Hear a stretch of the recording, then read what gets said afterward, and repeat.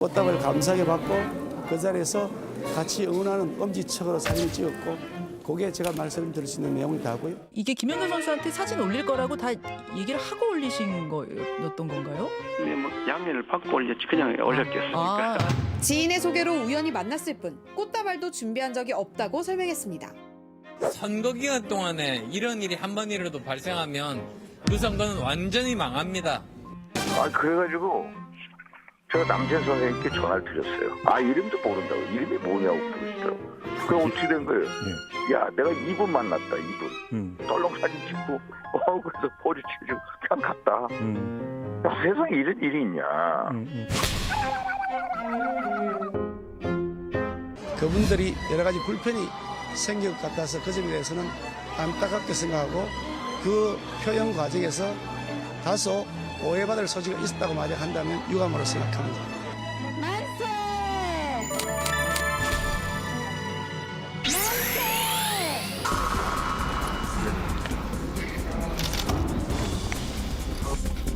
더 이상 검찰의 도이치모터스 사건의 진실 규명을 맡기기에는 이제 한계에 왔습니다.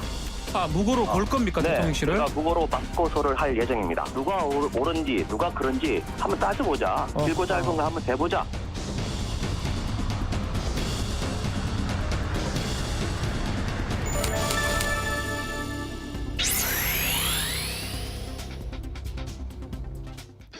국가대표 정치뉴스쇼 5시 정치부에 시작하겠습니다. 자, 조금 전에 영상에서도 봤습니다만 이제 국민의힘 당권 경쟁이 본격화되면서 후보 간 신경전이 격화되고 있고 또 최근에 지금 사진에 나왔습니다만 남진 씨와 김연경 씨 사진을 김기현 의원이 올리면서 논란이 됐잖아요. 그렇습니다. 그 논란이 오늘도 상당히 뜨거웠네요. 네, 맞습니다. 이 사진을 찍은 당사자들이 친분이 없다고 밝히면서 논란이 된 건데요. 글쎄요, 처음 본 사람이다 네, 이렇게 친분이 얘기했잖아요. 없다고 한 겁니다. 또 다른 당권 주자의 민상현 의원은 SNS에 남진 씨와 찍은 사진을 올리면서 이게 진짜다 이렇게 했고요. 안철수 의원은 이런 일이 총선 때 생기면 망한다라고 얘기를 했습니다. 논란이 커지자 김 의원은 조금 전에 표현 과정에서 다소 오해받을 소지가 있었다면 유감이라면서 사과를 했습니다. 네.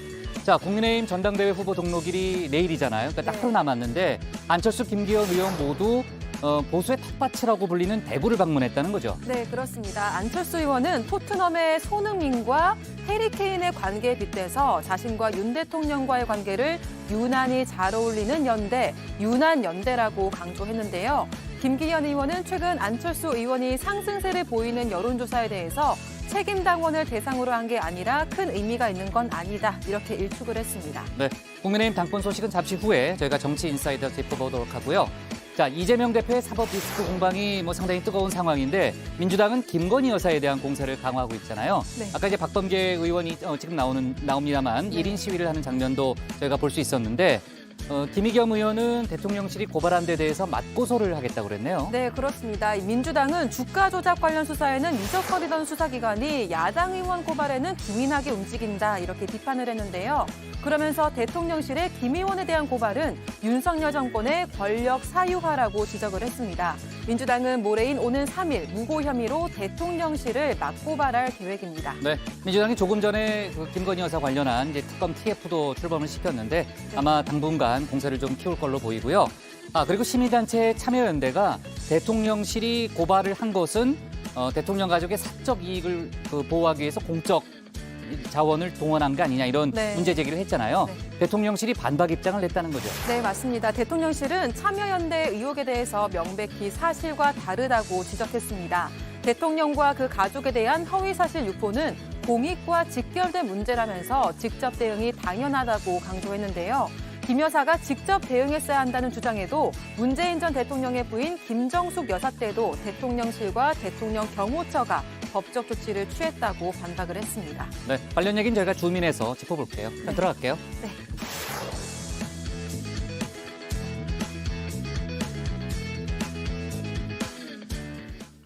네, 오늘 회의는 류 실장, 박마커 유채커 조멘토 백반장, 김현숙 수어통역사 그리고 정치부의 예청자 정의원분들과 함께하겠습니다. 오늘도 속보 실시간 반영하면서 열어놓고 회의를 진행하죠. 회의가 진행되는 동안에는 소통반장 백반장이 정의원분들의 의견을 챙길 예정인데요. 오늘의 응답하라 주제는 뭡니까?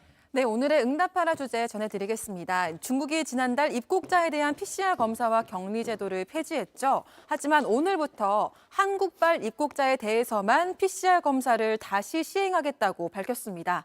오늘은 이 부분에 대해 정 의원분들은 어떻게 보시는지 함께 의견을 나눠볼 예정인데요. 유튜브에 정치부 회의 실시간을 검색하시면 댓글 보내실 수 있습니다. 많은 참여 부탁드립니다. 정 의원분들의 의견은 잠시 후에 들어보도록 하고요. 유한울의 뉴스픽5부터 오늘의 정치부회의 출발하겠습니다.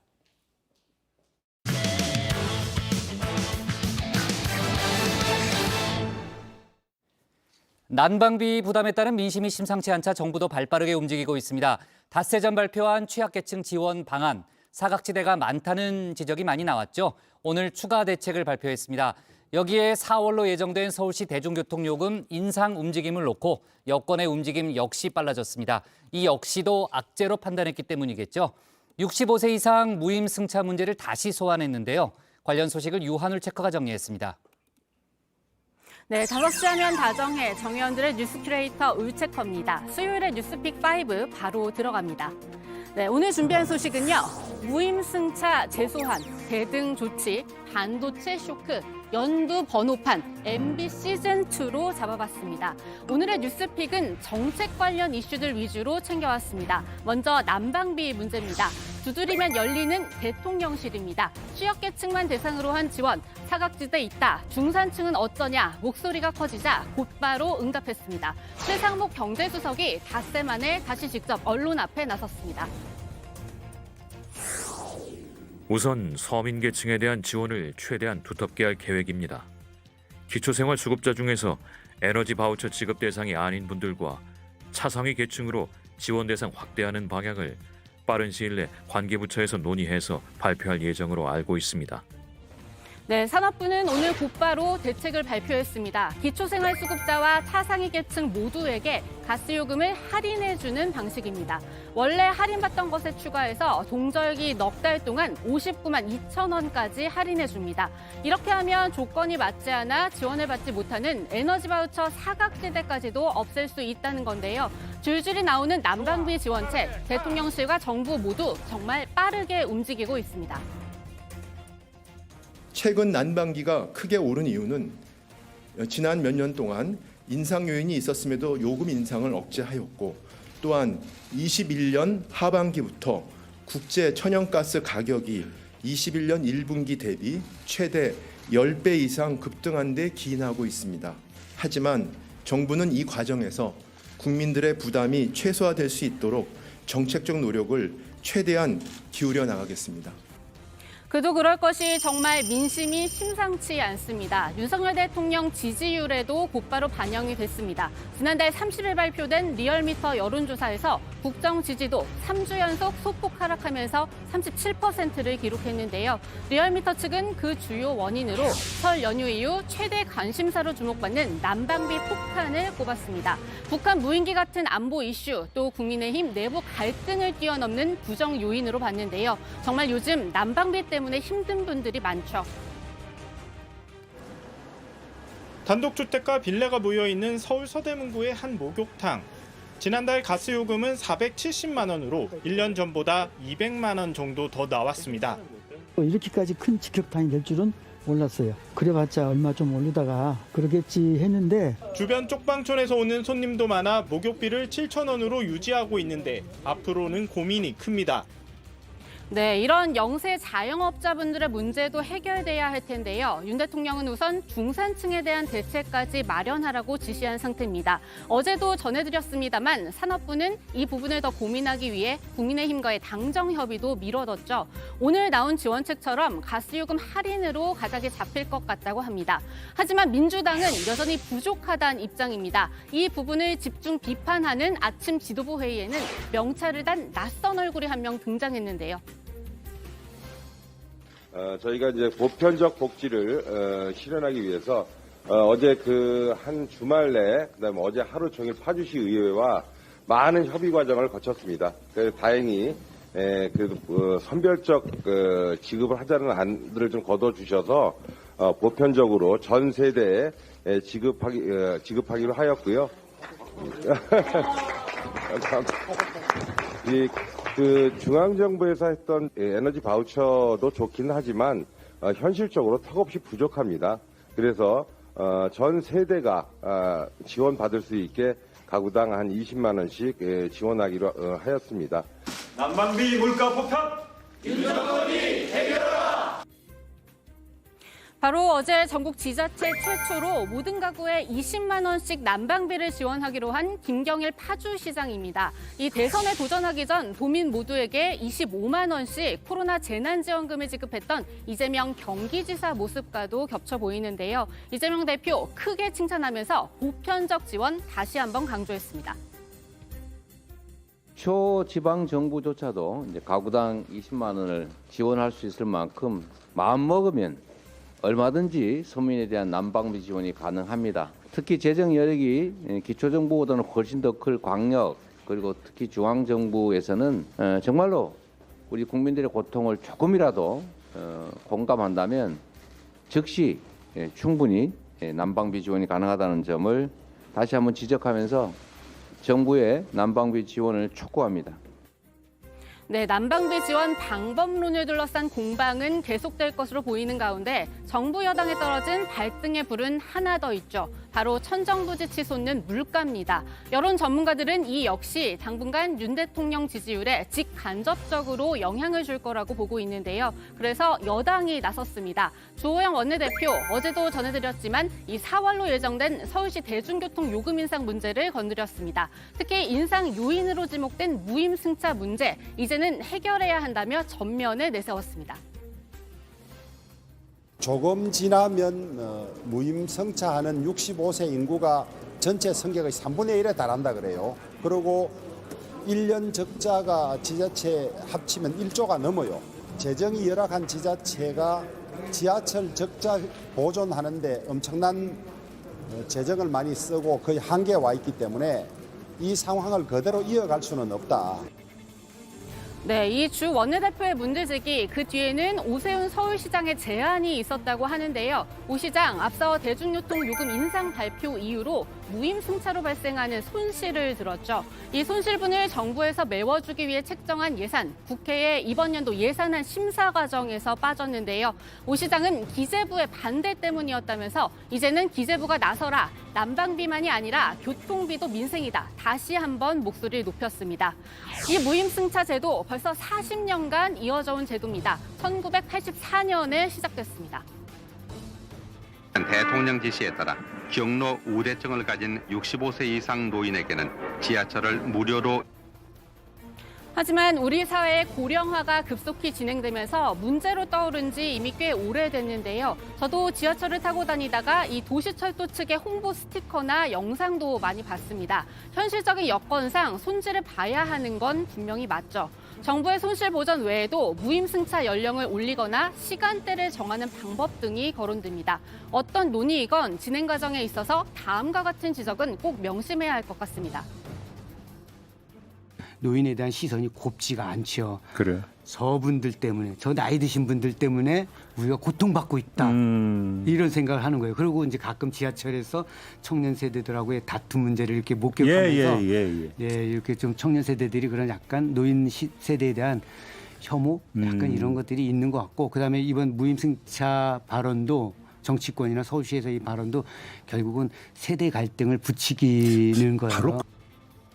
네, 두 번째 픽은 대등 조치입니다. 중국이 오늘부터 한국발 입국자 모두에 대해 PCR 검사를 실시합니다. 중국에 도착하면 공항에서 바로 받고 양성이 나오면 자택이나 숙소에서 격리해야 합니다. 우리나라에만 적용하는 입국 강화 조치입니다. 통보도 불과 12시간 전에 했습니다. 주중 한국 대사관 홈페이지에 공지를 올렸고 양국 항공사에도 비슷한 때에 통보했다고 합니다. 그 이유는 중국 외교부 대변인의 말에서 찾을 수 있습니다.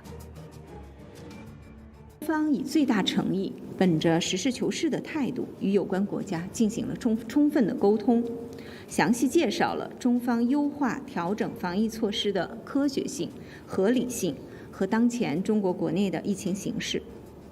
但令人遗憾的是，个别国家仍然执意针对中国采取歧视性入境限制措施。对此，中方坚决反对，并有理由采取必要的对等措施。 네, 우리나라가 중국인에 대해 단기 비자를 내어주지 않는 조치를 이번 달 말까지 연장한 데 따른 보복으로 보입니다. 중국 당국은 여기에 대해 비과학적인 조치라고 했고 중국 관영 언론들은 중국인 관광 특수를 놓칠 거다 이렇게 으름장도 놓았는데요. 우리 방역 당국은 과학적인 조치라고 맞받았습니다. 저희는 이제 객관적으로 과학적인 근거에 의해서 이제 방역 조치를 전개를 해나가고 있습니다. 그래서 초반에 그 중국으로부터의 입국자에 대한 양성률이 30%를 상회하는 경우도 있었는데 현재는 2%대 정도로 안정이 되어가고 있습니다. 이와 같은 그 국내의 방역 조치는 국민의 안전과 건강을 위해서 불가피하고 선제적으로 방역 조치를 했다라는 말씀을 드리고 앞으로도 이러한 방향으로 이제 방역 조치를 펴나가겠다라는 말씀을 드립니다. 네, 지금 들으신 것처럼 중국발 입국자의 양성률 2%까지 떨어졌습니다. 지난달 22일부터 28일까지 통계치입니다. 하지만 2%라고 하더라도요, 146명입니다. 결코 무시할 만한 수치는 아니죠. 거기에 중국은 국내 전염병 상황을 자세히 소개했다고 하고 있지만 글쎄요, 중국 베이징시만 하더라도 일시적 집단 면역 형성됐다 이렇게 주장하면서도 객관적인 근거 자료는 내놓지 않고 있습니다. 그렇다면 우리 당국으로서는 돌다리도 두드려보고 건널 수밖에 없지 않을까요?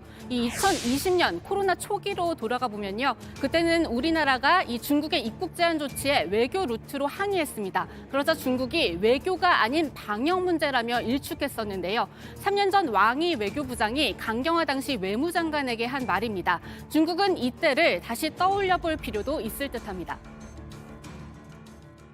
우리나라에 들어오는 중국인들의 PCR 테스트 결과 정도를 가지고 있고 그러나 그 인원들이 아직도 조금 우리가 그냥 완전히 다 해제를 해버리기에는 조금 좀 신중해야 되지 않나 이런 생각이기 때문에 그런 상황을 저희가 좀 더 파악을 해보고 이런 숫자들도 이게 충분히 우리가 좀 감내할 만하다든지 하는 판단이 되면은 2월 28일까지 되지 않더라도 그 전이라도 해제 여부를 검토하겠다.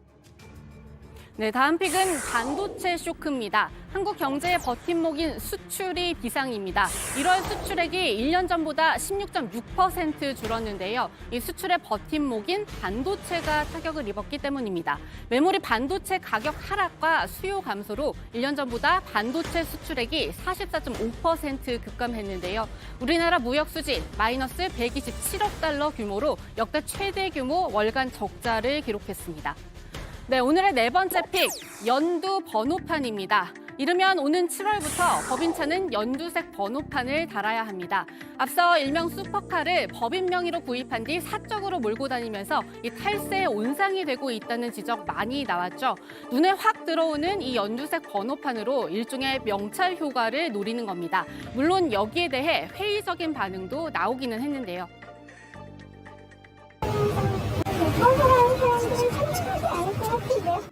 인터넷 카페에서는 연두색 번호판이 오히려 부의 상징으로 통용될 수 있다는 우려의 목소리도 나옵니다. 이 와중에 국민의힘 이준석 전 대표가 나섰습니다. 이 정책 공모전에서 뽑혔지만 묻힐 뻔한 이 아이디어, 본인이 윤 대통령의 대선 후보 시절 추진을 강행해 여기까지 왔다면서 날을 세운 겁니다.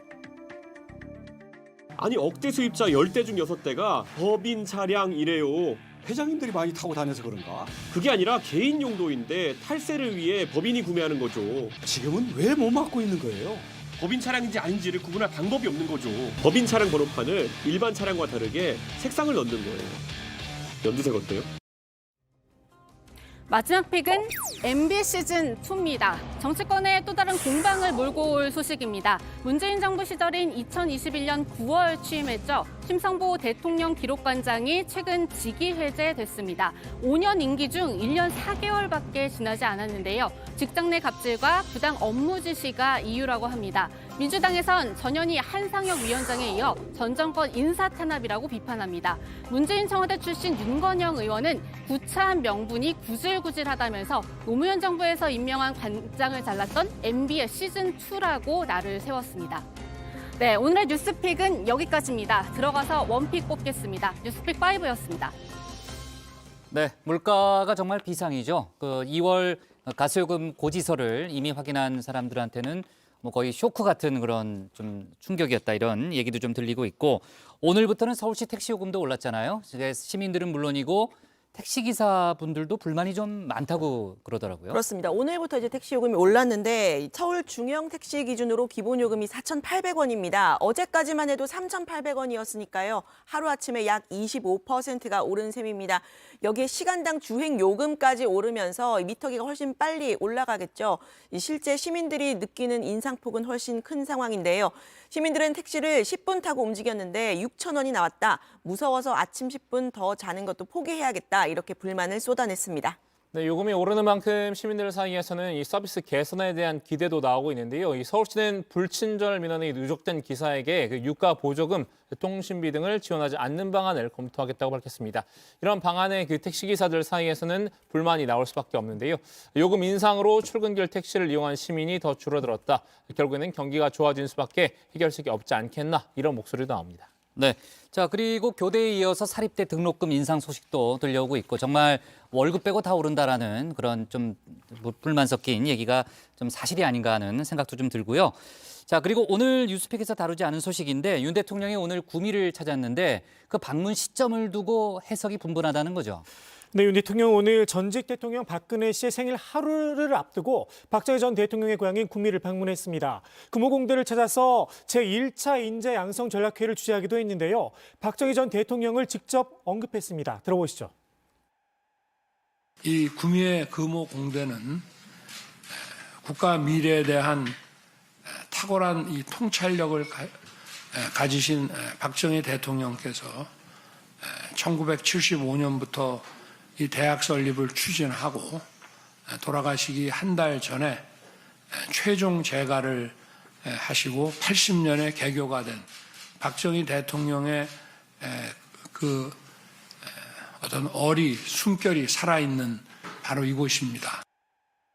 네, 윤 대통령은 어제 박근혜 씨에게 생일 축하 난도 보냈습니다. 그리고 김건희 여사가 지난달 11일 대구 서문시장을 찾으면서 본격적인 공개 정치 행보에 신호탄을 날렸다 이런 분석도 나왔었죠. 이런 행보들을 모두 종합해봤을 때 국민의힘 전당대회가 이제 한 달 앞으로 다가온 상황에서 전통적인 보수 표심 관리에 공을 들이는 것 아니냐 이런 분석도 나옵니다. 정치권에서는 또 그런 분석들을 좀 하고 있는 그런 분위기고요. 국민의힘 전당대회 소식은 저희가 잠시 후에 정치 인사이에 대해서 자세히 짚어보도록 하겠습니다. 유채커, 오늘의 원픽은 뭐로 잡았어요? 네, 오늘의 원픽입니다. 난방비 이어 교통요금 쇼크, 무임승차 재소환.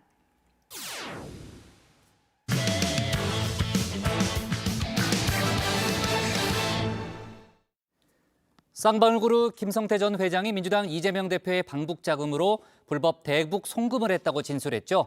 이 대표가 검찰의 신작 소설이라고 일축했지만 논란은 커지고 있습니다. 한동훈 장관은 검찰을 비판한 이 대표를 직격했는데 민주당은 김건희 여사에 대해 조사하라고 맞받았습니다. 관련 소식을 유정아 상황실장이 정리했습니다. 아마 검찰의 신작 소설이 나온 것 같은데 종전의 창작 실력으로 봐서 잘 안 팔릴 겁니다. 네, 민주당 이재명 대표 쌍방울그룹 김성태 전 회장의 불법 대북 송금에 연루돼 있다는 의혹 단칼에 반박했습니다. 검찰의 신작 소설이라고 했죠. 그럼에도 진술 태도를 바꾼 김 전 회장과 이 대표의 관계에 대한 보도가 계속 이어지고 있습니다.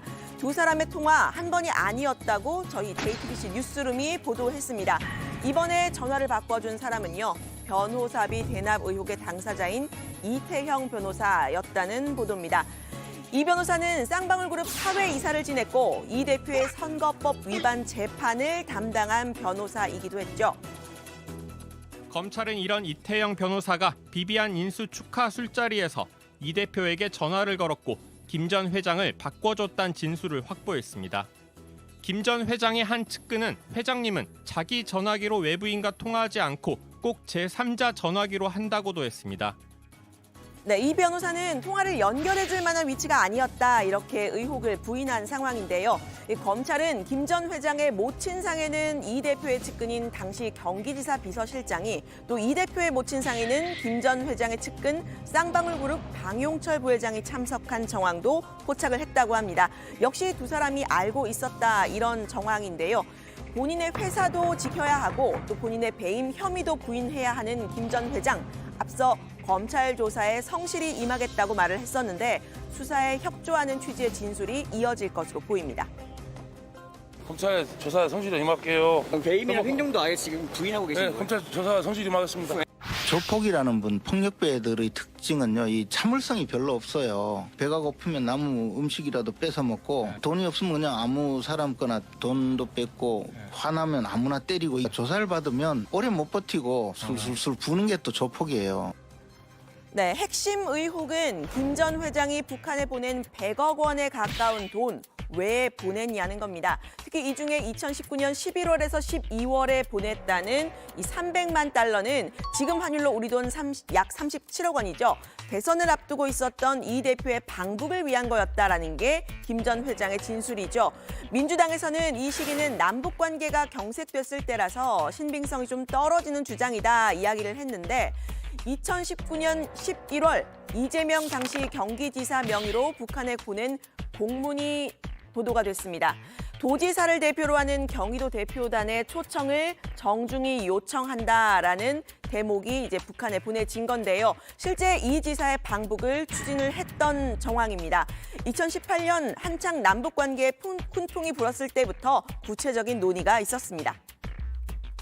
이재명 도지사의 방북 초청과 관련해서는 여러 차례 북측에서 초청 의사를 밝혔습니다. 이재명 도지사가 육로로 평양을 방문하고 싶다고 그랬더니 이종혁 원장께서 그렇게 되려면 시간이 많이 걸리지 않겠느냐, 다른 경로로 좀 더 일찍 오는 게 좋지 않겠느냐, 적극적으로 방북 초청 의사를 밝혔고, 네, 김 전 회장이 방북 비용으로 300만 달러를 보낸 건요. 같은 해 7월 필리핀에서 당시 국가안전보위부 소속 리호남 공작원을 만나서 협의한 결과였다라는 내용을 이제 검찰이 진술을 확보한 상태라고 하죠. 이 리호남은 영화 공작에서 이성민 배우가 연기했던 실제 모델, 바로 그 유명 북한 공작원입니다. 왕국에서는 어떤 물건을 사고자 하십니까? 일단 북측에서 원하는 게 무엇인지 들어보고 천천히 제 페이스로 끌고 오겠습니다. 좋은 제안만 주신다면 박 선생께 독점적 활로를 열어드리기 쪽으로 검토해보겠습니다. 네, 김 전 회장 관련 수사의 스토리가 점점 커지고 있는 모습인데요. 민주당에서는 일단 상황을 좀 지켜보자 이런 분위기입니다. 국민의힘은요, 김 전 회장이 연루된 변호사비 대납 의혹보다 지금 얘기되고 있는 불법 대북 송금 혐의가 더 심각하다고 주장했습니다. 제3자 뇌물죄라는 겁니다. 지사의 업무 수행을 위해서 필요한 돈을 대신 써줬으니까 이것이야말로 뇌물죄죠. 과연 쌍방울에서 왜 이재명을 위해서 이런 돈을 300만 불이나 되는 돈을 대신 내주고 이재명이라는 정치인의 정치적 활동을 도와주고 북한까지 방문하게 편의를 제공했느냐. 네, 한동훈 법무부 장관도 나섰습니다. 불법 대북 송금 혐의와 관련이 됐다는 건 검찰의 신작 소설이다라는 이 대표의 평가를 정면으로 반박했는데요. 증거와 팩트로 대응하라고 했습니다. 그런 애매한 말 할 게 아니라 다른 국민들과 똑같이 증거와 팩트로 대응해야 한다고 생각합니다. 형사 사법에서 결국 남는 것은 그것뿐입니다. 네, 한 장관은 앞서 이 대표가 대장동 의혹과 관련해서 검찰에 재차 출석하겠다고 했던 상황도 조목조목 비판했습니다. 대선 패자로서 오란이 또 가겠다라고 했던 바로 그 말에 대해서입니다. 결국 제가 부족해서 대선에서 패배했기 때문에 그 대가를 치르는 것이라고 생각하고 모욕적이고 부당하지만 패자로서 오라고 하니 또 가겠습니다. 이 대표 말씀대로라면 만약 자기가 대선에서 이겼으면 권력을 동원해서 사건을 못하게 뭉개실 거다 이런 말처럼 들리거든요. 표를 더 받는다고 있는 죄가 없어지면 그건 민주주의가 아니라고 생각합니다. 네, 대선에서 이겼으면 수사를 뭉갰을 거냐라는 한 장관의 말에 민주당 지도부 또다시 들썩였습니다. 윤석열 대통령이 대선에서 이긴 후에 김건희 여사의 주가 조작 의혹, 또 논문 표절, 허위 이력에 대한 수사 실제로 뭉개고 있지 않느냐고 한 겁니다. 한동훈 장관이 멍청한 발언, 명언이 아닌 멍언을 했습니다. 땡큐 한동훈. 한동훈 베리 스투피드. 윤석열 대선 이겼으니 아내의 도이치모터스 주가 조작 의혹 뭉개고 있습니까? 윤석열 정권 뭉개구름 정권입니까? 한동훈 법무부 장관 당선돼서 뭉개고 있는 겁니까? 김건희 여사가 당시에 주가 조작하면서 이야기합니다. 사라고 하던가요? 예. 그러면 어제처럼 사세요. 이건 무슨 얘기입니까? 주가 조작의 정보를 받았다고 하는 이야기입니다. 네, 민주당은 오늘 김건희 여사의 특검법 TF도 출범을 했는데요. 김 여사 관련 소식은 잠시 후 주민에서 더 자세히 이야기해보도록 하겠습니다. 사법 리스크에 직면한 이 대표, 당 안팎으로 적극 대응에 나서고 있습니다. 일단 당내에서는 가지기 전략을 선보이고 있는데요. 어제 비명계 의원 모임 민주당의 길 토론회에 참석해서 이 대표가 직접 축사를 했죠. 당내 다양한 목소리를 듣는 게 본인의 역할이라고 말했습니다. 당이라고 하는 게 무리라는 뜻인 것처럼 다양한 의견, 다양성이라고 하는 게 본질이라고 생각됩니다. 민주적인 정당이라고 한다면 당 구성원들의 정말 자유로운 의견 개진, 또 진지한 토론, 그리고 의견 수렴을 통해서 더 효율적이고 당내의 다양한 목소리들을 듣는 것이 저의 역할이기도 하죠. 나중에 기회가 되면 여러분들의 토론의 결과물도 저도 좀 전해서 참고할 수 있게 해주시면 고맙겠고요. 네, 그런데 이 자리, 이 대표의 면전에서 불편함을 표현한 말도 나왔습니다. 비명계 홍영표 의원은 민주당에서 지금 많은 노력을 하고 있지만 국민들은 여전히 싸늘하다 이렇게 말을 했는데요. 본인이 사선을 하는 동안 지금처럼 당이 단결될 때가 없었다 이렇게 얼핏 들으면 좋은 말을 했는데 비전을 새롭게 하려면 혼란도 받아들여야 한다고 쓴소리를 했습니다. 당이 엄청난 갈등과 대립, 혼란 속에 있었는데 참 이게 다 좋은 건지 나쁜 건지 잘 모르겠습니다. 그러나 우리 당의 정체성과 비전, 이것을 새롭게 만드는 데 있어서는 정말 백가쟁명, 어떤 혼란과 이런 것도 저희가 받아들여야 된다고 생각합니다. 네, 이후 발제와 토론은 비공개로 진행이 됐는데요. 이 자리에서는 총선을 1년여 앞둔 민주당 내 위기감이 표출이 됐다고 합니다. 윤석열 정부에 대한 민심 이반을 민주당이 제대로 흡수하지 못하고 있다. 또 전방위적인 검찰 수사에 기인한 면이 크지만 결과적으로는 민주당에 대한 비호감도가 높아진 점에 주목해야 한다. 이런 의견들이 나왔다고 합니다. 한 4년 동안의 민주당 호감도가 상대적으로 국민의힘에 비해서 2배 정도 높았대요. 근데 지금은 호감도가 비슷해졌다. 비호감도가 엄청나게 늘어납니다. 내년 총선을 기준으로 본다면 지금 상황은 절대 낙관하면 안 되는 상황이다. 네, 다만 이 대표는 이런 비공개 토론에 직접 참여하지는 않았는데요. 이 대표는 단일 대우를 강조하는 좀 뼈 있는 말을 하면서 자리를 떴습니다. 이분들이 저한테 보고를 하실 일은 아니죠. 제가 이제 잘 찾아봐야 되겠죠. 대표님 일각에서는 비명계에 손 내민다 이런 해석들도 나오는데 비명계 아니라던데. 네, 당 밖을 향한 이 대표의 전략은 정부 여당에 대한 대여 공세 수위를 높이는 겁니다. 이번 토요일 서울에서 대규모 도심 집회를 연다는 방침이죠. 윤석열 정권 민생 파탄 검찰 독재 규탄 대회인데요. 마지막 순서에서는 이 대표가 직접 마이크를 잡을 계획이라고 합니다. 공격 대상으로 삼고 있는 건 윤 대통령과 가장 가까운 김건희 여사 그리고 이상민 행안부 장관입니다. 김건희 주가 조작 문제에 대해서는 당원들과 시민들에게 정확한 설명도 좀 필요하지 않냐. 이태원 참사가 2월 5일이 이제 100일이 되는 날이어서 2월 4일에는 녹사평역에서부터 행진이 또 있습니다. 그래서 거기에 대한 우리 국민들과 당원들의 마음을 또 모아낼 필요도 있고.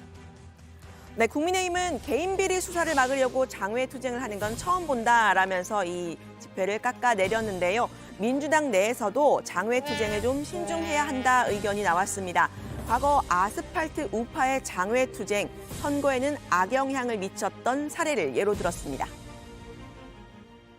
광화문에 사람 많이 모으고요. 정권과 강력한 각을 세우는 건 황교안 자유한국당 대표가 제일 잘했습니다. 정광훈 목사 손잡고요. 국회에서는 나경원 원내대표가 쌍을 이뤄서 온갖 법안을 다 저지하면서 이른바 여전사로 거듭났잖아요. 그렇게 해서 결과는 총선은 폭망이었죠. 네, 김성태 전 회장의 대북 송금 혐의 이재명 대표와의 연결고리에 대한 진술 연일 나오고 있는 상황인데요. 진실은 뭘까요? 관련 소식은 다정회에서 앞으로도 전해드리도록 하겠습니다. 오늘 발제는 이렇게 정리합니다. 김성태 대북 송금 800만 달러, 이재명 대표 알았을까? 한동훈 장관, 대선 이겼으면 수사 뭉갰나 비판해 민주당 김건희 여사는? 민주당 이재명 대표가 대장동 의혹과 관련해서 두 번째 검찰에 출석하겠다고 본인이 직접 입장을 밝혔잖아요. 유채꽃, 날짜가 지금 정해졌습니까? 아직 안 정해졌습니다. 안 정해졌어요? 오늘 네. 기자들이 그렇지 않아도 이재명 대표에게 검찰 출석 날짜가 정해졌냐고 물어봤는데요. 관련해서 이 대표는 답변을 하지 않았습니다. 민주당이 이번 주말 토요일에 장외 집회, 이 국민보고대회죠. 이걸 예고한 상황이기 때문에 조사는 다음 주로 미뤄질 가능성이 높은데요. 앞서 이 대표가 주말에 활용해달라 이렇게 요청했기 때문에 다음 주 주말 조사가 유력하게 거론됩니다. 이 대표는 오늘 최고위에선 윤석열 정부의 외교 참사를 지적하고 제가 앞서 발제에서도 좀 보여드렸지만 난방비 폭탄 등 민생 문제에 대응하는 모습이었습니다. 다 같이 구호도 외쳤는데요. 직접 보시죠. 난방비 물가 폭탄! 윤정권이 해결하라! 윤정권이 해결하라! 네, 검찰은 이 대표의 2차 조사 이후에 성남FC와 대장동 의혹을 묶어서 기소한다는 방침이죠. 검찰은 백현동 개발사업 특혜 의혹에 대해서도 수사의 속도를 내고 있습니다. 중앙지검은 서울 2015년 백현동 개발사업 당시에 용도 변경에 개입했던 전 현직 공무원들의 인사기록 자료 그리고 당시 회의 기록들을 성남시로부터 확보한 것으로 지금 알려지고 있는데요. 여러 검찰 수사가 동시에 진행이 되고 있는 거죠. 다만 이 대표 측은 검찰 수사에 잇따라 응하면서 기소를 할 건 분명해 보이지만 이 결정적인 꼭지는 그 증거는 이제 따지 못했다 이런 점에서 대응에 좀 자신감이 생기고 있다 이런 분석도 나오고 있습니다. 유동규 본부장의 이딴 폭로에 대한 이 대표의 발언 한번 들어보시죠. 이동규 씨가 대장동 사업 배후에 대표님이 있다는 취지를 말했는데 어떤 입장이십니까? 그 대장동 사업이야. 당연히 성남시 사업인데 시장이 결정했겠죠. 한동훈 장관은 이 대표를 또 직격했네요. 네, 그렇습니다. 한 장관은 어제 검찰 출석은 대선 패배의 대가라는 이 대표의 발언에 대해서 만약 대선에서 이겼으면 권력을 동원해서 사건을 수사하지 못하게 뭉갰을 거라는 말처럼 들린다면서 표를 더 많이 받는다고 죄가 없어지면 민주주의가 아니라고 생각한다 이렇게 정면으로 반박을 했는데요. 이 대표의 혐의들 성남시장 시절 지역 토착 비리에 대한 수사라는 기존의 입장을 다시 확인했습니다. 민주당에선 한 장관의 발언에 대해서 불쾌하다는 반응이 잇따라 나왔는데요. 고민정 최고위원은 한 장관은 이미 정치적 중립 유지 의무를 지닌 그 장관의 자격을 상실한 사람이다 이렇게 지적을 했습니다. 한동훈이라는 분은 장관으로서의 자격을 이미 상실한 사람이라고 생각합니다. 개별 사건에 대해서 언급하는 것 자체가 적절치 않다라고 수도 없이 본인이 얘기했던 사람인데 그 사실을 뒤집고 있죠. 물론 본인이 검사 출신이던 때에도 포렌식 수사라는 게 얼마나 중요한지 누구보다 잘 알 테지만 스스로가 그거를 뒤집으면서 비밀번호를 열지 않았잖아요. 네, 민주당에서는 이제 한동훈 장관이 공개적인 발언을 하는 데 대해서 장관으로서의 자격이 없다 이렇게 주장을 하고 있고요. 자, 그래도 이재명 대표가 기소될 경우에 당대표직을 내려놔야 한다는 얘기가 비명계 쪽에서는 계속해서 나오고 있잖아요. 네, 그렇습니다. 이제 부패 혐의자의 당직을 취소하도록 한 당헌 80조 때문인데요. 이 당무위 논의를 통해서 당직 취소를 취소할 수 있는 그런 규정이 있죠. 지금 이 친명계에서는 선출직 당대표의 거취를 이 당대표가 지명한 사무총장이 이 당내 논의에 붙일 수 있다는 건 말이 안 된다 이렇게 반발하고 있는데요. 비명계에서는 당헌을 원칙대로 적용을 해야 한다는 입장입니다. 민주당이 이 과거 성추행 혐의로 직에서 물러났던 서울 부산시장 보궐선거에서 당헌을 바꿔서 출마하겠다가 비판을 받았던 사례를 다시 한번 문제 삼았습니다. 우리 내부의 규정이니까 뭐 대충 바꿔서 당원 총투표로 바꿔갖고 서울시장, 부산시장 냈다가 지금 뭐 정권 잃는 데까지 도화선이 됐던 것 아니겠습니까? 예. 공당으로서 당원 당규는 국민과의 약속이고 국민의 상식과 눈높이에서 이 문제에 대한 판단을 해야 된다는 거고요. 지금 민주당도 고민일 수밖에 없는 게 이 대표의 거취를 놓고 여론이 엇갈리고 있기 때문이죠. 그렇습니다. 여러 여론조사가 좀 나오고 있는데요. 세계일보가 오늘 보도한 조사를 좀 보겠습니다. 기소가 될 경우에 이 대표가 대표직을 사퇴해야 한다는 여론이요. 54.9%로 과반이 넘습니다. 유지해도 된다는 의견은 38.3%였는데요. 그런데 문제는 정치 성향에 따라서 의견이 좀 갈린다는 점입니다. 보수층에서는 사퇴해야 한다는 의견이 80.1%로 압도적인 반면에 진보층에서는 유지해도 된다는 견해가 62.8%로 사퇴해야 한다는 의견의 31.9%의 2배 가까이 됐습니다. 결국 민주당 지지층에서는 사퇴보다는 유지에 방점을 찍고 있다는 건데요. 총선을 염두에 두더라도 민주당 적극 지지층에 어필을 할 거냐, 중도층에 어필을 할 거냐 이런 선택에 따라서 대응 방향이 달라질 것으로 보입니다. 자, 좋습니다. 오늘 발제 이렇게 정리하겠습니다. 대북 송금 이재명 알았을까? 한동훈 대선 이겼으면 수사 뭉갰나로 제목을 잡겠습니다.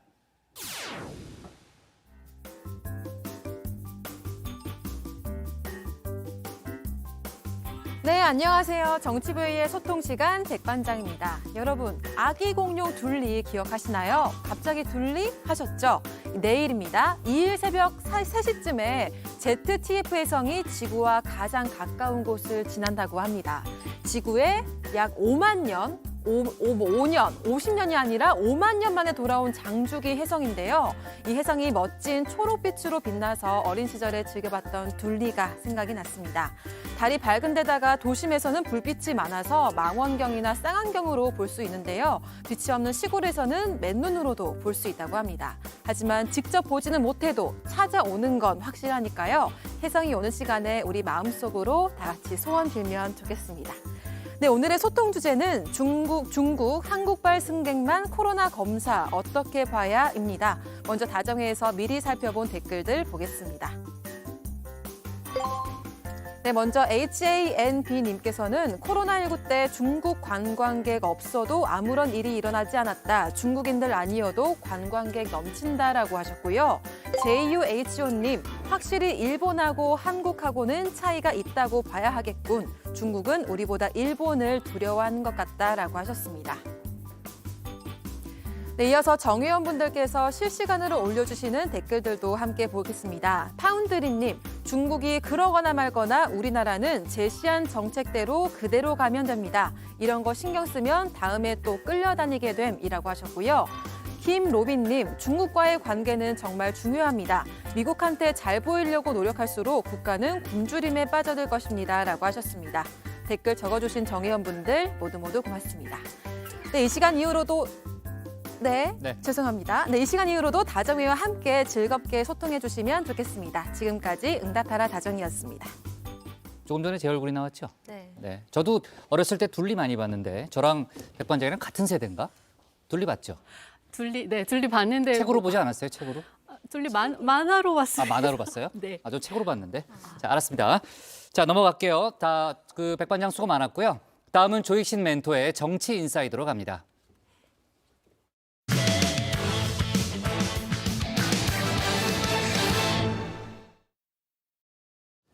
국민의힘 안철수 의원의 상승세가 심상치 않습니다. 당대표 적합도 조사에서 42.8%의 지지세를 기록했죠. 김기현 의원과의 양자 대결에서도 60.5%의 선택을 받으며 과반을 훌쩍 넘겼습니다.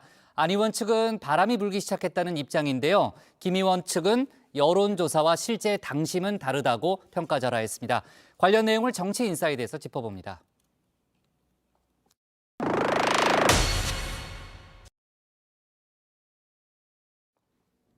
국민의힘 안철수 의원의 기세 한마디로 파죽지세입니다.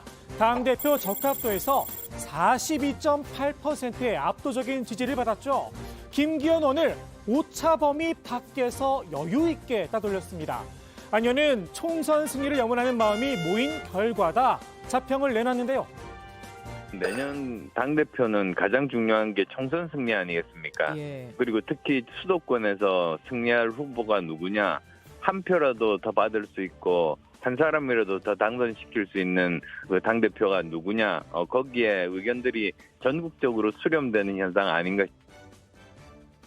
김기현 의원을 밀고 있는 친윤계 애써 평가 절하를 했습니다. 일시적인 현상일 뿐이라는 건데요.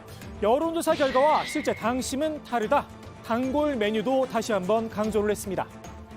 나경원 그만두고 또 유승민 그만두고 하는 이런 일련의 그만두는 사람들에 대한 그래서 이분들은 김기현하고 반대쪽에 있었으니까 차라리 안철수를 찍자. 그래서 그 두 분의 지지세들이 안철수로 모였을 수가 있고요. 그러나 이게 이제 책임 당원을 대상으로 한 여론조사가 아니거든요. 이번 조사 유승민 전 의원이 사퇴하기 전에 이뤄졌죠. 유 전 의원의 지지세 11.9%로 적지 않은 숫자입니다. 유 전 의원에게 향했던 표심, 이 역시 안 의원에게 갈 거다 인정을 한 걸까요? 실제로 어느 정도 확인이 가능합니다. 안철수 대 김기현 가상 양자 대결, 안 의원이 60.5%로 과반을 훌쩍 넘겼습니다. 김 의원은 보시는 것처럼 30% 지지율에 그쳤습니다. 안 의원 측 여론조사 결과에 일희일비하지 않겠다는 입장도 밝혔는데요. 다만 안풍, 바람이 불기 시작했다는 점에 방점을 찍었습니다. 저희가 이제 계속 지금 상승세인데 물론 그 여론은 일시적일 수 있지만은 그것이 쌓이고 쌓이면은 그게 하나의 흐름이고 바람이 되는 거죠. 그래서 작은 빗방울 하나가 모이면 강물이 되고 바다가 되는 거 아니겠습니까? 인구 비는 조금 다를 수는 있어도 옛날에 비하면 굉장히 많이 좁혀졌습니다. 결국은 거의 이제 100만 당원 정도 되면은 민심에 수렴하는 그런 결과들이 나오게 됩니다. 어대현을 주장하던 김기현 의원 측 상황이 머쓱해졌죠. 한동안 잠잠하던 장제원 의원이 구원투수로 나섰는데요. 대통령과 일체화된 당대표를 뽑아야 한다. 다시 한번 윤김 동일체론을 외쳤습니다. 글쎄요, 과연 약발이 먹힐까 싶습니다. 김 의원이 윤심을 업었다는 사실 모르는 당원이 있을까요? 저는 우리 당 이름이 국민의힘이잖아요. 국민의힘이라면 국민의 그 힘을 믿고 거기에 부합하는 그런 철학과 생각을 내뱉어야지 어떤 힘 있는 권력자의 마음에 들도록 하겠다. 그게 마마보이가 다를 게 뭐가 있습니까? 윤심팔이, 윤심마케팅, 장심팔이. 이게 결국 대통령한테 도움이 안 된다는 겁니다. 윤심의 이름으로 사실상 나경원 전 의원을 낙마시켰죠. 그 역풍이 상상 이상이라는 평가도 나오는데요. PK 민심마저 흔들리고 있다는 이야기가 들려옵니다. 대구 경북 지역의 민심이나 그 유권자들의 어떤 여론 동향에 굉장히 민감할 수밖에 없고 또 그분들이 저에게 많은 이야기를 하는데요. 한 2주 전부터 굉장히 이상 징후가 많이 느껴졌어요. 이상 징후라고 하시면? 그러니까 이제 표심 중에서 가장 유의해야 될 것이 분노의 투표를 할 때는 별로 답이 없이 무너지는 경우가 있거든요. 집단 린치라는 표현까지 나온 윤핵관과 대통령실의 행태, 분노를 일으키고 있다는 겁니다. 사실 김기현 의원이 자생력을 갖췄다면 이런 무리수를 둘 필요도 없었겠죠. 안철수 의원, 이 틈을 파고들었습니다. 완전한 일체론에 맞서 완전한 조합론을 내세웠는데요. 윤 대통령과 자신의 관계를 이렇게 설명했습니다.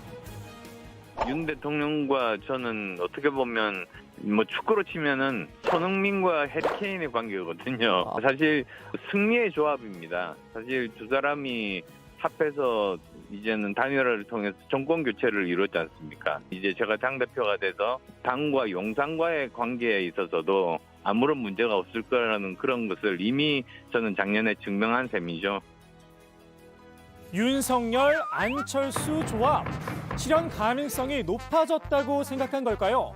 여론의 동향에 가장 민감한 게 현역 의원들이죠. 김기현 의원에게 줄을 섰던 의원들, 요즘 이른바 납김밤안으로 활로 찾기에 나섰다라는 분석도 나옵니다. 이런 우리 당내 현역 의원들 중에 안철수 후보를 지지한다는 사람을 제가 들어본 적이 없거든요. 이제 김기현 후보님 그쪽 캠프가 그래서 이제 그 소위 줄 세우기 정치한다 그런 비판을 좀 받으시는 것 같은데요. 밤에는 저희한테 또 연락을 해오시는 분들도 많다는 거예요. 그래요. 그래서 저도 깜짝 놀랐습니다. 선배님, 김기현 선배한테 줄 쓰시고 표는 저희 주십시오. 이렇게 편하게 얘기하죠.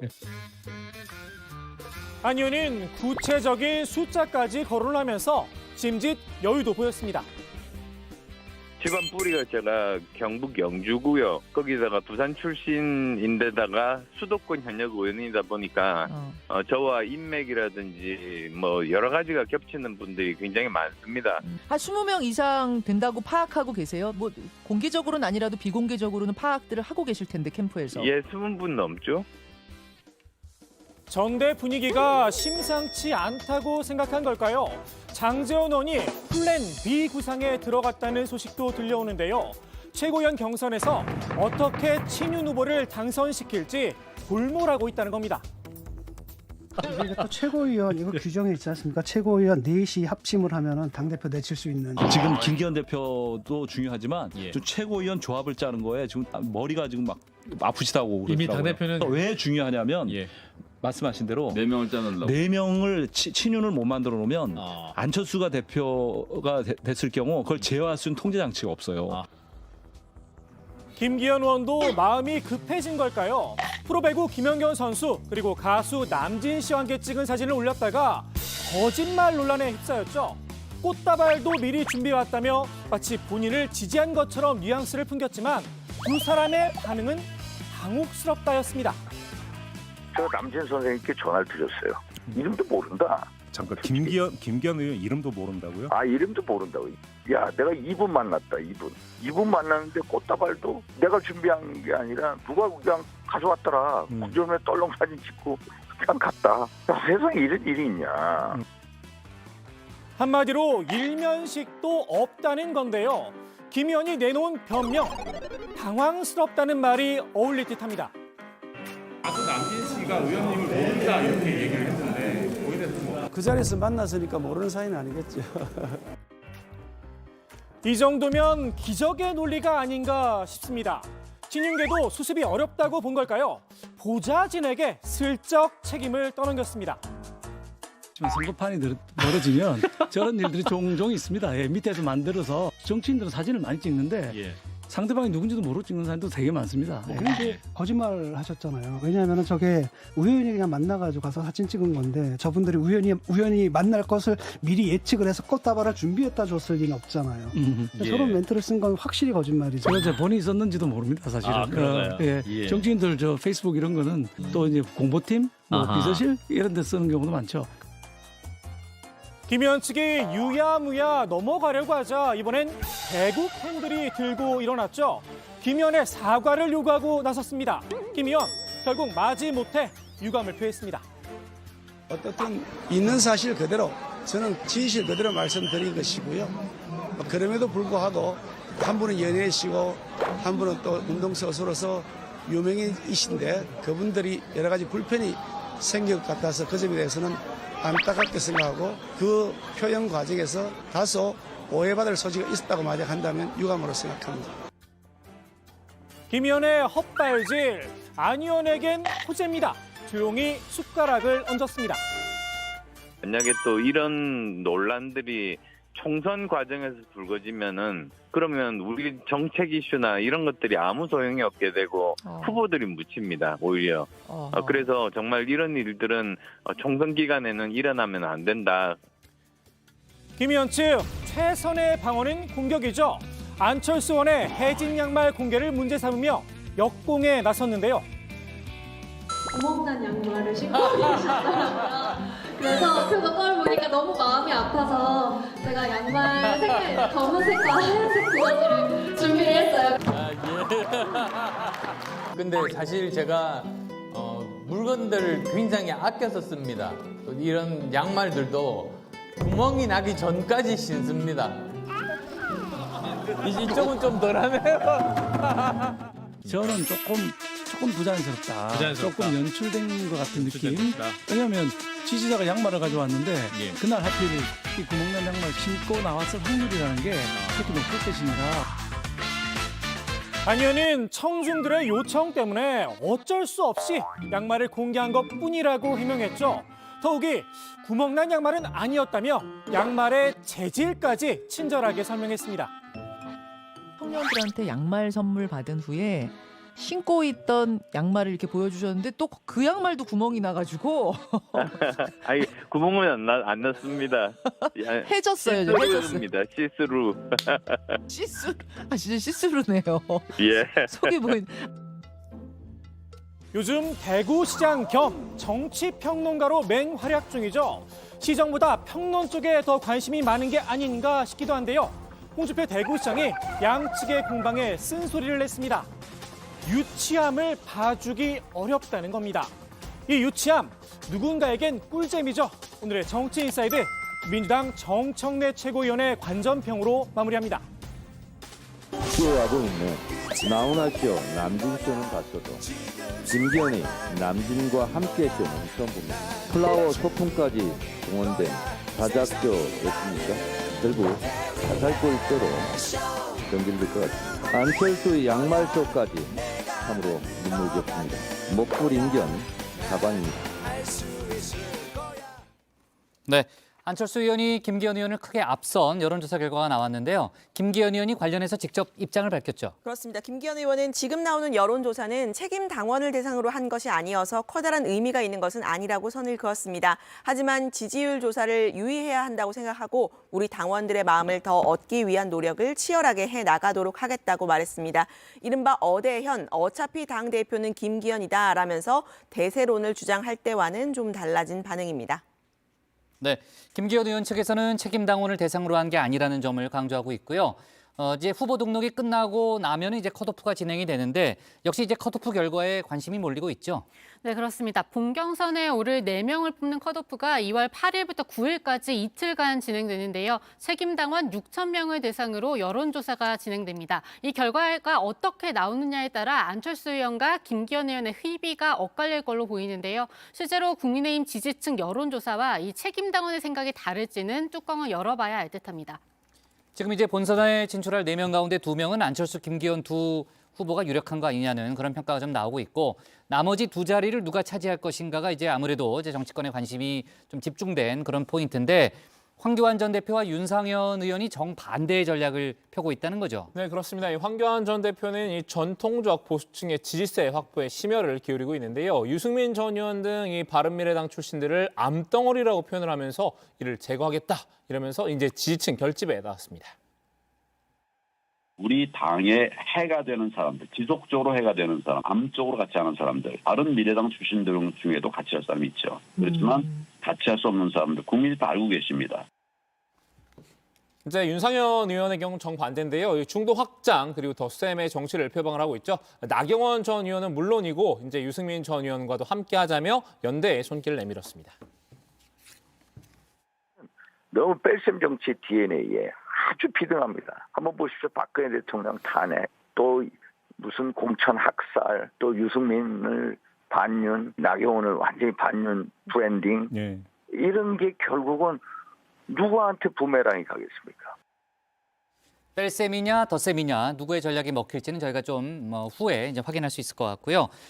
그리고 어제 저희가 황교안 전 대표가 전직 대통령 박근혜 씨의 생일상을 마련해 주기로 했다는 그런 소식을 전했는데 사전에 약속이 된 게 아니라면서요. 네, 그렇습니다. 황교안 전 대표는 잔치상을 차리기 위해서 내일 대구로 내려갈 예정이라고 하는데요. 전직 대통령 박근혜 씨와 직접 소통이 이뤄진 건 아니라고 밝혔습니다. 국민들이 마음을 모아 자발적으로 생신상을 차리기로 했다라는 겁니다. 황 전 대표의 말 직접 들어보시죠. 그럼 그 행사에는 참석을 하십니까? 박 전 대통령도요?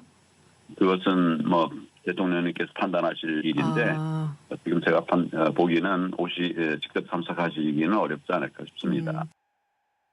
네, 정치권에선 전당대회에서 황 전 대표가 박심을 등에 업기 위해서 생신상을 차리겠다고 나선 게 아니냐 이런 이야기도 나오는데요. 황 전 대표는 마음과 응원을 전달할 뿐이라면서 오래전부터 계획된 일이라고 부인을 했습니다.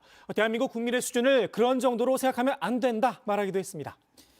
자, 최고위원 출마 선언도 계속 이어지고 있는데요. 오늘은 류여해 전 자유한국당 최고위원이 출마 선언을 했다는 거죠. 네, 거의 제가 매일 이제 최고위원 출마 소식 좀 전하고 있는데요. 네. 류여해 전 최고위원이 보수의 여전사 류여해가 앞장서서 제2의 탄핵 음모를 막겠다면서 최고의원이 돼서 윤석열 대통령과 혼연일체가 된 당 지도부를 만들어서 반드시 총선 승리와 정권 재창출을 이끌겠다라고 밝혔습니다. 국민의힘이 사랑받는 당이 되기 위해서 노력하고 싶다면서 자유한국당을 지켰던 그 마음으로 다시 설 수 있도록 기회를 달라고 무릎을 꿇기도 했습니다. 류 전 최고위원은 지난 2017년 당시 홍준표 자유한국당 대표를 비방했다는 이유로 당에서 제명이 됐었는데요. 지난해 8월에 국민의힘에 복당했습니다. 지금 얘기했지만 이제 류여해 전 최고위원이 홍준표 시장과 악연이 있는데 홍 시장이 최근에 여러 가지 당의 사안에 대해서 입장 표명을 해왔는데 언급을 할지 모르겠네요. 네, 자, 좀 챙겨보도록 하고요. 오늘의 정치 인사이드는 이렇게 정리하겠습니다. 안철수 파죽지세 가상 양자 대결 60.5%, 김기현 유감으로 제목을 잡겠습니다. 다음은 박준호 마커의 주민입니다.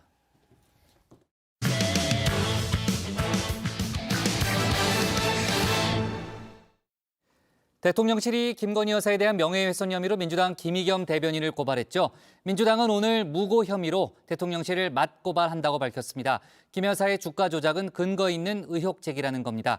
여기에 김건희 특검법 도입도 재추진할 분위기인데요. 박준호 마커가 주민에서 관련 소식 정리했습니다.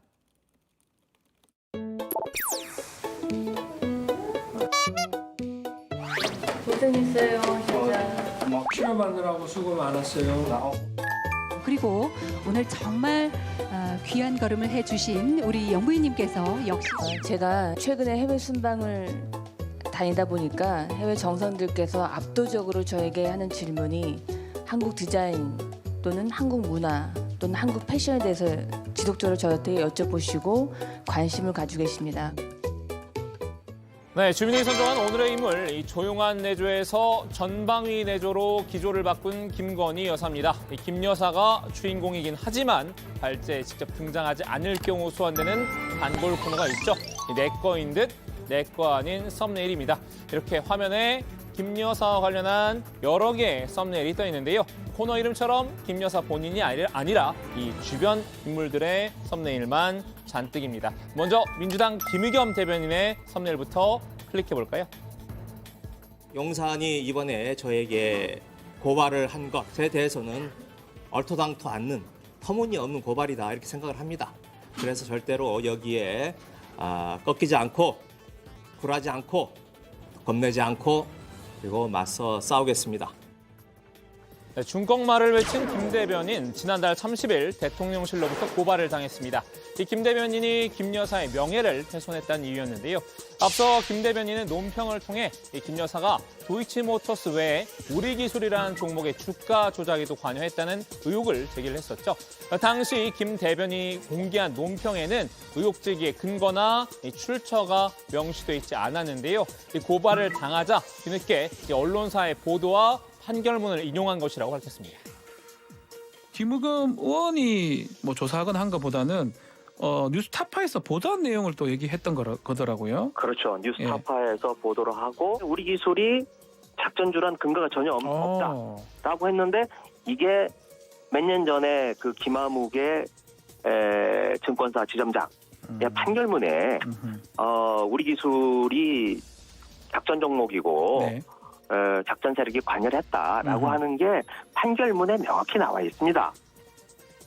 그러니까 좀 정리를 해보면요. 이제 과거 김 여사가 우리기술 20만 주를 매도를 했다. 이 매도 시점에 우리기술은 작전 세력이 개입한 종목이라는 사실이 판결문에 나와 있다. 따라서 김 여사는 주가 조작에 관여를 했다라는 주장인데요.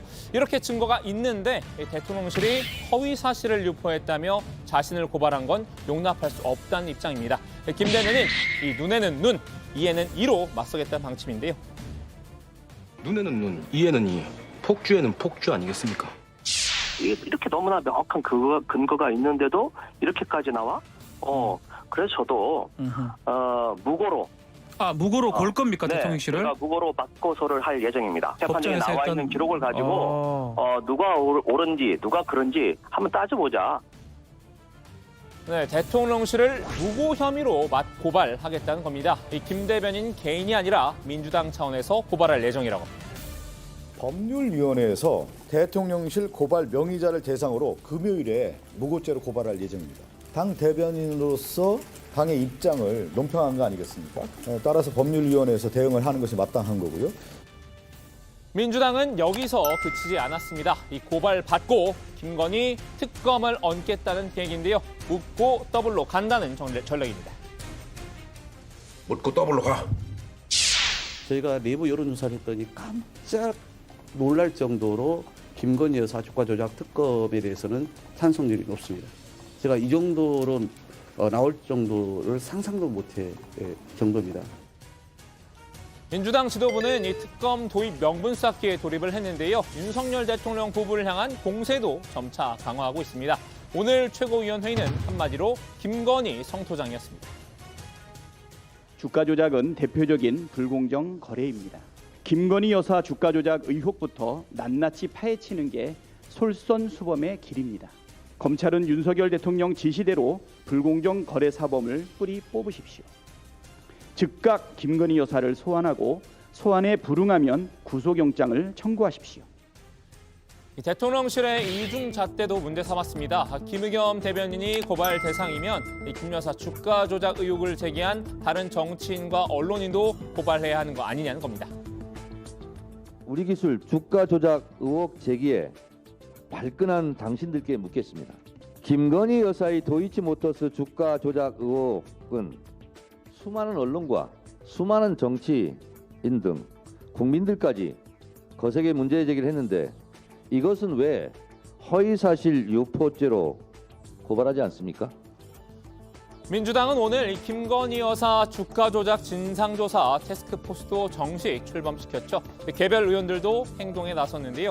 민주당 강경파 의원 모임인 철험회 소속 의원 등 40여 명은 농성을 계획하고 있습니다. 오늘 저녁 국회 로텐더홀에서 김건희 특검법 도입을 요구하는 밤샘 농성을 벌일 예정이라고 합니다. 국민의힘은 즉각 반발했는데요.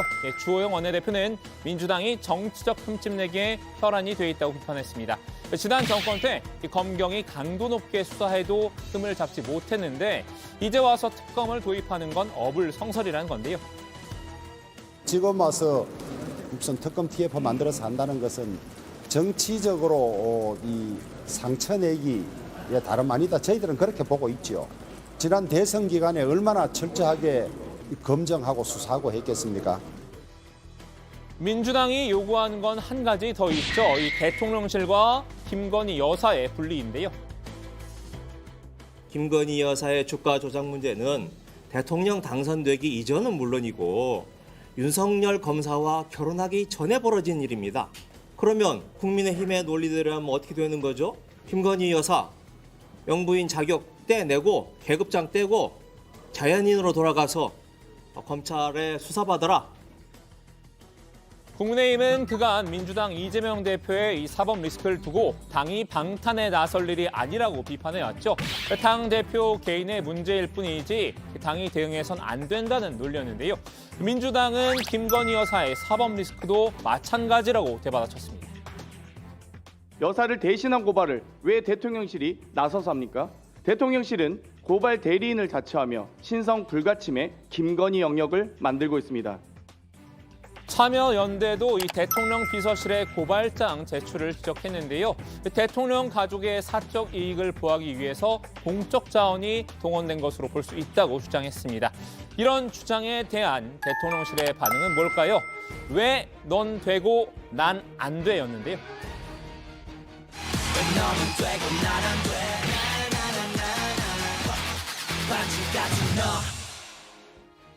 대통령실이 꺼낸 전가의 보도, 전 정부 사례였습니다. 문재인 정부 때 사건을 언급했는데요. 김정숙 여사의 타지말 단독 방문과 경호원 개인 수용 강습 등을 두고 언론이 비판을 제기했을 때 문재인 정부도 똑같이 대응을 했다는 겁니다. 당시에도 대통령 비서실과 경호처가 정정보도 청구 등 법적 조치를 직접 취했다는 반론인데요. 그런데 유독 이번에만 문제 삼는 걸 보니 그때는 맞고 지금은 틀리냐? 라고 따져 물었습니다. 특히 김의겸 대변인이 가짜 뉴스를 유포했다는 기존 입장도 분명히 했는데요. 최근 고발한 건은 특정 매체와 김의겸 더불어민주당 대변인이 제3자 재판에서 나온 일부 내용을 맥락과 다르게 짜깁기해 스스로 의혹을 만든 전형적인 가짜뉴스입니다. 정치적 목적으로 일방적인 거짓 의혹 제기를 한 것에 대해 대통령과 그 가족이 일일이 직접 대응해야 한다면 국정은 마비되고 그 피해는 고스란히 국민들께 돌아갈 것입니다. 사실 김정숙 여사의 경우는 영부인으로 있을 당시 발생한 일이 논란이 됐죠. 김건희 여사는 다른 사례입니다. 영부인이 되기 이전 개인의 사법적 문제가 쟁점인데요. 아무래도 이 두 사안을 동일선상에 놓고 비교하긴 무리일 듯한데요. 김 여사의 사법 리스크를 둘러싼 여야와 이 대통령실의 싸움, 문득 이런 장면이 떠오릅니다. 오늘 주민 한마디는 광고 속 한 장면으로 대신하겠습니다. 내 맘이다. 네 맘만 있나? 내 맘도 있어. 시끄러. 오빠한테 했는다. 너만 오빠 있어? 나도 형 있어. 우리 오빠는 나이 되게 많거든. 우리 형은 50살이야. 오늘 오후에 민주당이 김건희 여사 주가 조작 진상조사 TF를 출범시켰잖아요. 첫 전체 회의도 열렸는데 혹시 어떤 대화가 오갔습니까? 네, 박홍근 민주당 원내대표가 회의에 참석을 했는데요. 김건희 여사를 향해서 떳떳하면 당당히 수사를 받으라 촉구를 했습니다. 들어보시죠. 대통령 스스로 하셨던 말씀처럼 김건희 여사가 떳떳하다면 당당하게 수사받는 게 정상입니다. 대선 당시 조용한 내조 운운하며 눈물을 흘리던 김건희 여사가 이제는 영부인 놀이에 흠뻑 빠졌습니다. 하루에 서너 개 일정은 우습게 소화합니다. 지금은 영부인 놀이보다 수사가 먼저입니다. 박 원내대표는 도이치모터스에 이어 우리기술 주식과도 관련한 새 의혹과 정황이 나왔다고 주장했는데요. 도이치모터스 주가 조작 의혹 관련 재판 경과 등을 거론하면서 윤 대통령이 강조하는 법치는 대통령 가족에겐 예외, 오직 야당 대표와 전 정권 인사에게만 통하는 고장난 저울인가라고 지적을 했습니다. 네, 그리고 박 원내대표는 주가 조작은 시장 질서를 교란하고 불특정 다수에게 피해를 주는 무거운 중범죄라면서요. 윤 대통령이 특검 때 한 방식이면 김 여사 모녀 의혹은 특검이 해답이라고 목소리를 높였습니다. 몇 년이 지난 사건도 새로운 의혹이 제기되면 재수사하거나 특검하는 게 그동안의 대한민국의 법치였다고 덧붙였는데요. 윤 대통령은 최근 한국거래소에서 불공정 거래 사범 뿌리를 뽑는 데 최선을 다해달라 이렇게 당부를 했었는데 그 대표적인 사례가 도이치모터스 사건이라고 말하기도 했습니다. 민주당이 지금 국회 로텐더홀에서 1인 시위도 벌이고 있다는 거죠. 민주당이 검찰 독재 정치 탄압 대책위원회가 하고 있는 건데요. 오늘부터 국회 로텐더홀에서 김 여사 주가 조작 사건에 대한 특검 도입을 촉구하는 1인 시위를 시작을 했습니다. 이 첫날은 이 대책위 상임위원장인 박범계 의원과 공동위원장인 박찬대 최고위원이 시위를 벌였는데요.